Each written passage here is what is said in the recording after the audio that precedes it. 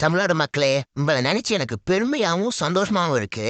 ஏன்னா ஒரு அழகில்லாத முருகர் சிலைய ட்ரோல் பண்ணி அதை அசிங்கப்படுத்தி இப்ப அழகான முருகர் சிலையா மாத்திருக்கீங்களே, மாத்த வச்சிட்டீங்களே, அதை நினைச்சு ரொம்ப பெருமையா இருக்கு.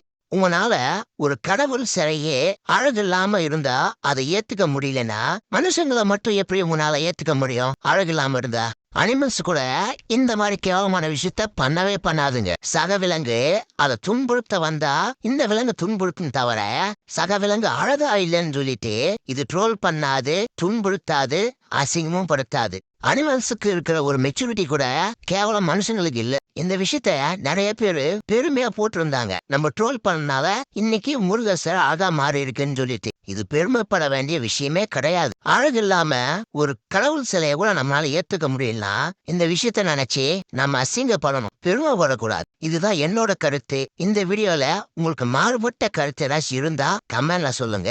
நன்றி.